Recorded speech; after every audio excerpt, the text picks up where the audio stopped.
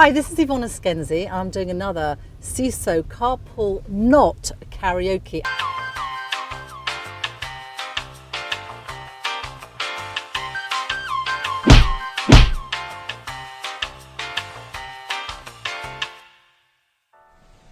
And today I'm with Shan Lee, who's the CISO at TransferWise.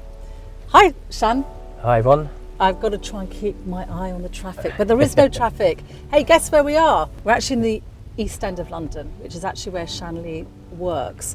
So tell me, Shan, tell me a little bit about TransferWise. So TransferWise is a company that moves money around the world for consumers, for business, for banks.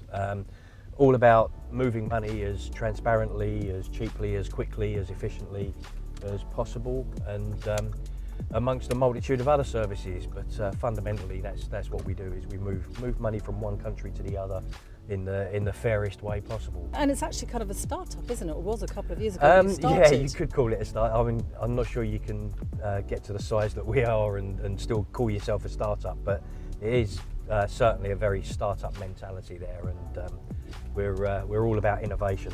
I remember when you started, actually, Shan, you said it was just you. Do you remember you came all the way from East? It was we used to work at Just Eat, didn't you? That's right. Yeah, built a team there, and came time to move on after they'd IPO'd.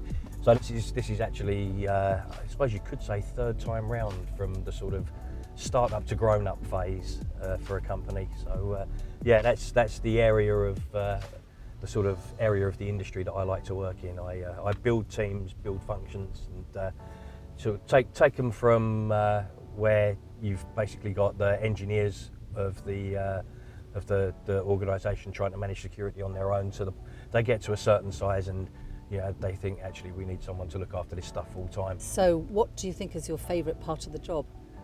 I think the best thing about it is, and this probably is, you'll hear from a lot of people in the industry, is that no 2 days are the same.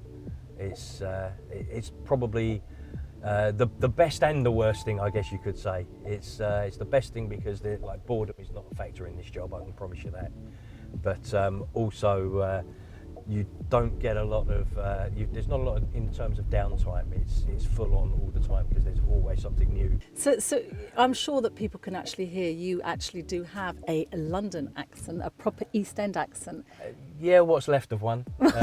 So I was originally dragged up about a quarter of a mile from where we are now, actually. That is amazing. So, I didn't even know that when I picked you up from the office, because your office is around the corner from here. Yeah, I haven't lived up here since I was a kid. I mean, literally like 10 years old. But yeah, East End boy at heart. That's so cool. That's the bell. What do they call it? From not too far from the bells of, what's it? Bow Bells. Yep, born in the sound of Bow Bells. Yeah, wow. Proper Cockney. Proper Cockney.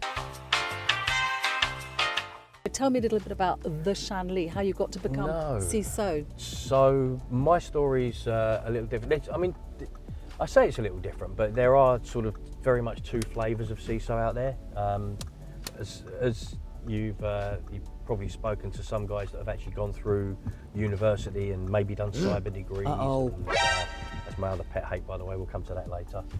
Did you just now say cyber degrees? Cyber, yeah, yeah, that's a hate. Never mind. Oh no, let's talk about cyber. Tell me why it's your hate. Tell me now. Yeah, my pet hate is the use of the word cyber in our industry. Here we go. Should it be IT security? Should it be cyber? Are you one of those guys? Tell me, what is this all about? It's more that Jess Barker did a fantastic presentation at B-Sides a couple of years ago that really summed it up. Cyber. Cyber's like basically a kind of made-up word. It goes. Jess explained it great. It goes back through Greek and Roman and had all sorts of different meanings around control. Greek and Roman, cyber. Yeah, really? It goes right. So Kubernetes, the technology that you hear about all the time at the moment, is from the same sort of root words. Kubernetes. Kubernetes. I've never even heard about that. Haven't you? Oh, right. You need to read up on your IT tech. How do you spell that? Kubernetes. All right, Kubernetes. hopefully I've learned. That's a product. So the first sort of popular use of it was William Gibson's book Neuromancer. And he knows his stuff. And he actually explained it, that he basically picked that word because it didn't mean anything, so he could do whatever the hell he wanted with it. Technically, cyber is actually a subset of information security. So you think we should be all in the information security industry? Yeah, but I also appreciate that it's a fight I've already lost. That ship has sailed. So I should be saying Eskenzi PR, the information security company. It depends who you're talking to. Okay, PR company that is.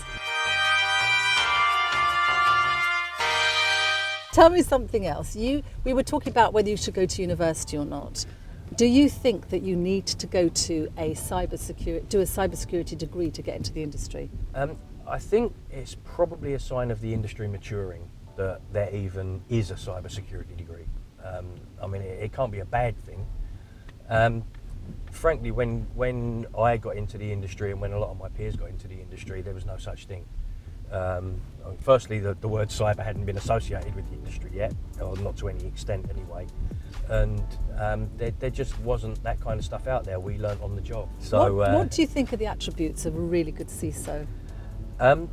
Actually, we kind of touched on it just then. So the technical understanding, and this is a debate that certainly myself and we just mentioned Tom have had a few times. So Tom is very much the non-technical CISO.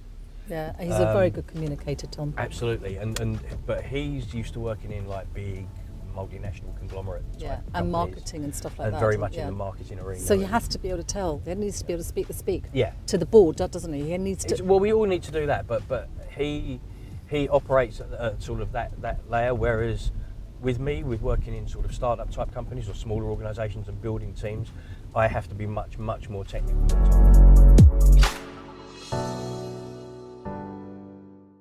Is such a wide-ranging title. You can, a lot of companies feel they have to have a CISO or they have to have someone in the position of a CISO. I mean, how do you define a CISO even? Don't know. I mean, I'm not quite so hung up on the title personally. I mean, if they wanted to call me head of information security or whatever, or head of cybersecurity, or head of cybersecurity. No, I think I would draw the line at that. Would you? You wouldn't have to take a job. Yeah, no, I don't think I'd take that one on. But what I have noticed about you guys is that you don't stay very long in the job. It's normally like 2 years or something like that. So I've seen stuff recently. I've seen one that said 18 months. I've seen one that said 26 months.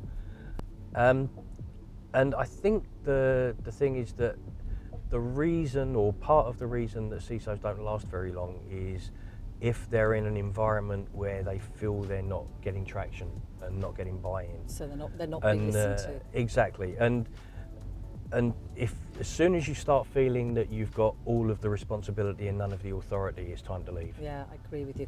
What sort of events do you go to that you think you get the most value out of? I actually like community events.